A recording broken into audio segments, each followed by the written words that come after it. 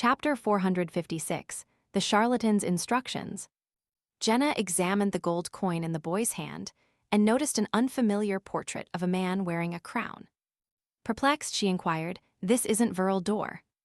The boy chuckled and explained, "This is a gold pound, more valuable than Louis d'Or." "You're not from Intis." Jenna was taken aback, but she didn't think there was a problem. The boy's appearance did differ somewhat from the locals. "I'm Lonese," the boy with neatly combed, light yellow hair replied honestly. Jenna chose not to dig deeper, understanding that whether the coin was a gold pound or Louis d'Or didn't affect its practical worth. Based on their previous encounter, she trusted the boy's ability to bring good luck. She looked at him, awaiting his next words. The boy returned the lucky gold coin to his pocket, showing no intention of prepayment. Instead, he pointed at the ground and said, "At 10 tonight, enter underground trier from the entrance here. Proceed as far as you can, following any available path until you reach an underground river. Find a hiding spot nearby and wait for the first person to pass by. Take all their belongings. Before completing this matter, you can't tell anyone what you want to do or where you plan to go. Go underground purely based on intuition and rely on luck to find prey." Jenna found the boy's instructions rather reminiscent of Seal's charlatan temperament. As for how to acquire the person's belongings, there seemed to be only one solution. Through combat, she was to subdue the other party. Jenna knew the boy was likely a formidable beyonder aligned with her cause, and without hesitation, she agreed, "Got it." The boy smiled. "When you obtain those items and hand them over to me, I'll pay you the lucky gold coin as a reward. How should I address you, and where should I find you when the time comes?" Jenna, aware that he wasn't an ordinary boy, couldn't help but speak in a respectful tone. The boy mumbled, "You can call me Will. Talking to me like that makes me sound like an adult. I'm just in elementary school. When the time comes, you'll naturally encounter me." Is he one of those born beyonders mentioned at the mysticism gatherings? He's indeed young, but his abilities are outstanding. Jenna made a connection and followed his instructions. She replied with a smile, "All right, Will." Will waved her off and said, "You may leave. But I'm planning to have lunch at the cafe diagonally. Behind you," Jenna muttered and changed direction to head back to Rue des Blouses Blanches for food. However, after walking for more than 10 meters, her curiosity got the best of her, and she turned to glance at the iron-black gas street lamp pole. The strange boy, Will, had vanished from his spot. Jenna took a closer look and realized that he had entered the nearby cafe and was now seated at a booth by the window, where an attendant had just brought him a cup with 3 scoops of ice cream. He's truly just a child, Jenna mused, her curiosity satisfied as she continued on her way. In the financial district, within the Trier Arts Center, Lumion took out the brown mystery, prying glasses once again after having surmised something.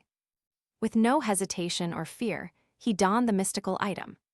The exhibition hall had been his main focus, with the washrooms separated by a long corridor. Amidst the familiar dizziness, the oil painting in front of Lumion underwent a peculiar transformation. The faces adorning the naked woman's body turned to look at him.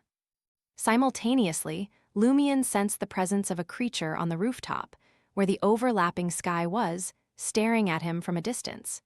It appeared to be trying to navigate the obstacles and approach him rapidly. As the blurry face of the woman in the oil painting gradually clarified, her true identity became apparent. Brown eyes darting, brown hair cascading, a plump, smooth-skinned face, and an air of detachment. Lumion recognized her. She was none other than Miss Seraphine, the former tenant of Auberge du Coq Doré, the human model, and the lover playwright Gabriel had been searching for. As Seraphine's face became clearer, Lumion's surroundings darkened, as if faces were on the verge of emerging from the painting or the void. Quickly, he removed the mystery-prying glasses from his nose bridge, and all the anomalies vanished in an instant, leaving only the sensation of raised hair on his skin. As expected, the human model for this oil painting is Seraphine. Although Gabriel is an ordinary person and doesn't possess the mystery-prying glasses, he once slept with Seraphine and knows her physical characteristics. That must have been how he noticed traces of his lover when he entered and exited the washroom. Could it be that Seraphine possesses multiple faces on her body, appearing both painted and alive, just like this oil painting? Wasn't Gabriel afraid back then? After discovering the oil painting with Seraphine as the model here, he encountered that normally difficult-to-see creature when he returned. The timing matches up. The water glass on his desk was more than a day old, and he visited the art exhibition 2 days ago. Something must have transpired late at night. After being attacked and possibly corrupted, why did he remain in the apartment until my visit? As Lumien's thoughts raced, he turned his attention to the oil painting's signature, Claude Pierre Auguste. The painter was not widely recognized. Otherwise, his artwork would not have been hung along the corridor to the washroom. Furthermore, his work was perhaps added for the Future Impressions exhibition. Likewise, he believed that since something had happened to Gabriel, Pierre might have gone missing. He had even gone to the hostel when Seraphine moved out of Auberge du Coq Doré. Regardless, I should inform Madame Magician. What if there are any clues left behind? Otherwise, they wouldn't have dealt with an ordinary person like Gabriel. Lumien had no intention of pursuing Claude Pierre Auguste himself. This was because it would take a lot of time to gather information about the other party through various channels. And with the target's name and identity, an astromancy master like Madame Magician should be able to quickly lock onto the painter's residence. In addition, Gabriel had been attacked late at night after learning about Claude, the painter. Lumien's current information was only a fraction of his own. Lumien gazed at the oil painting, his lips curling into a smile. Will I be attacked? I'm looking forward to it. Around 9 p.m., at 3 Rue des Blouses Blanches, apartment 601, Franca, recalling the demoness sex mission, suspected the Iron and Blood Cross Order would soon make a significant move, and her plan was to visit Gardner Martin while digesting the pleasure potion along the way. Rather than her usual method of knocking on the door and entering, Franca decided to take a more covert approach. She intended to hide around 11 Rue des Fontaines, in the garden, or on the lawn, observing discreetly before finding Gardner Martin. Recognizing Gardner's sequence and abilities, she returned to her bedroom and retrieved a palm-sized primordial demoness statue, which she concealed in a pocket. This would enhance her ability to remain hidden and reduce the chances of Beyonder powers detecting her. I'm heading to Gardner's.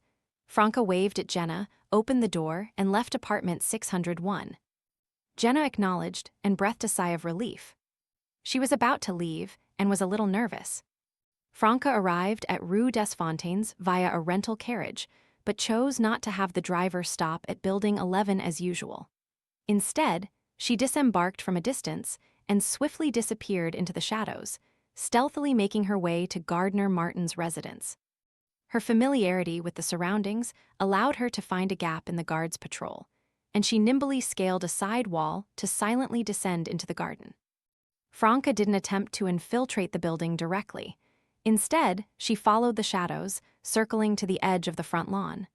Next to a gas street lamp, she observed the grayish-white 3-story villa, still illuminated. As time passed, Franca remained vigilant, focused on observing the figures appearing at the windows and their activities.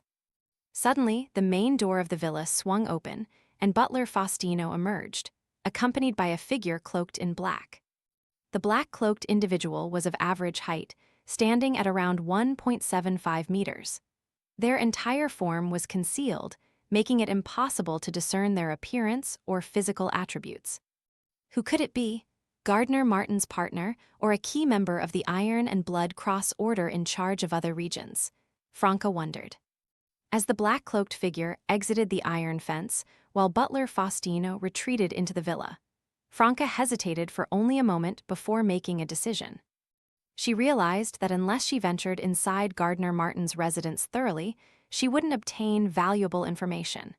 Her earlier exploration had been open and yielded little. The cloaked individual might provide her with fresh leads leading to unexpected gains. Franca, who was invisible, touched the primordial demoness statue in her hidden pocket and grew confident. She circled around the lawn's edge and scaled the iron fence, stealthily trailing the mysterious figure in the black cloak. At 10 p.m., Jenna embarked on her journey into underground Trier, an entrance not far from Theater de l'Ancien, Cage of Pigeons. Lacking a carbide lamp, she relied on her assassin's night vision to navigate in the pitch-black environment. Jenna was determined to commit the path to memory and proceeded deeper into the underground tunnels, trusting her instincts. As she advanced, the silence around her grew ever more profound. Jenna exhaled slowly, alleviating the tension and fear in her heart. Jenna deliberately moved away from the tunnel's center, pressed herself against a rock wall, and continued cautiously. After an indeterminate amount of time, the sound of running water reached her ears. She proceeded for another 7 to 8 meters around a rocky outcrop, where a small river flowed slowly in the dark underground. Jenna steadied herself, spotting a mottled stone pillar to hide behind, her form merging with the dense shadows. She refrained from using invisibility, recognizing her limitations as a witch. The duration she could maintain her powers was limited, and she had no way of knowing how long it would take for the target to arrive. In the silent underground, time seemed to stretch, and Jenna's mental stress steadily built up. At last, the reverberation of footsteps reached her ears.